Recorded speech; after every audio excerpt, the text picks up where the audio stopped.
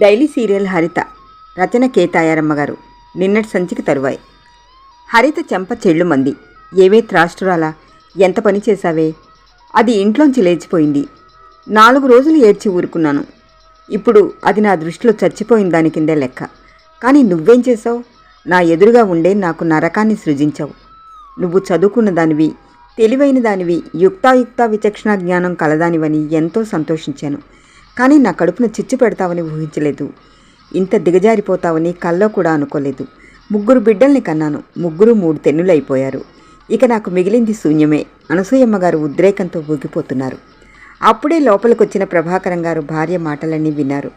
చెంప చేత్తో పట్టుకుని క్రింద కూలబడి మౌనంగా రోధిస్తున్న కూతురి వైపు చూశారు. ఆయనలోని వాత్సల్యం కట్టలు తెంచుకు ప్రవహించింది. రౌద్రం కట్టలు తెంచుకు ప్రవహించవలసిన తరుణంలో చల్లని ప్రేమవాహిని స్రవించింది ఆయన ఎదనించి. నేత్రాల్లో సన్నని నీటితెర కదిలింది. తను బిడ్డలకి ఏం మేలు చేయగలిగాడు? హరిత లాంటి విజ్ఞురాలికి కూడా కళంకమా? మెల్లగా అడుగులు వేస్తూ హరితను సమీపించి ఆమె తల నిమిరారు లాలనగా.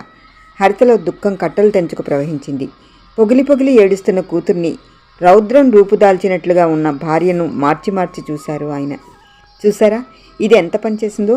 పెళ్లి కాకుండా తెల్లయితే దీని స్థానం సమాజంలో ఎలా ఉంటుందో ఊహించారా? చిన్నది లేచిపోయి మన గుండెల్ని గాయపరిచింది.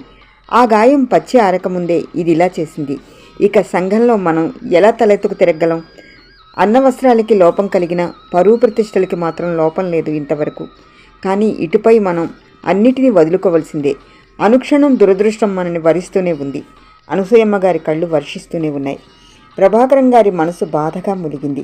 ఒకవైపు భార్య, ఇంకొక వైపు కూతురు. పరువు ప్రతిష్టలే ప్రధాన ధ్యేయంగా జీవించే భార్య ఆవేదనలో అర్థం ఉందనిపించింది. నీతి నియమాలే ప్రధాన ధ్యేయంగా బ్రతికే కూతురిలో గల ఆవేదనకి అర్థం.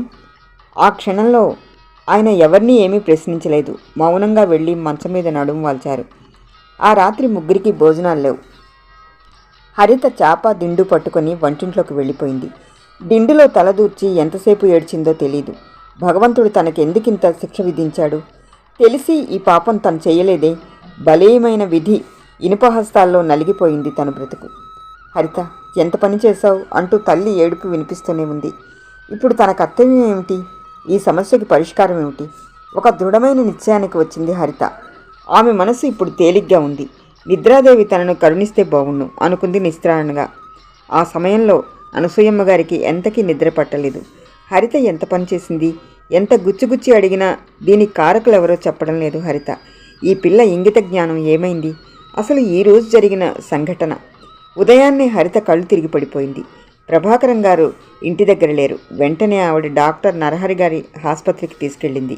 నరహరి గారు ప్రభాకరం గారికి, ఆనందరావు గారికి కూడా స్నేహితుడే. చాలామందికి ఉచిత వైద్యం చేస్తాడు. అందుచేతే ఆయన చాలామందికి దేవుడు అంటారు. సశేషం.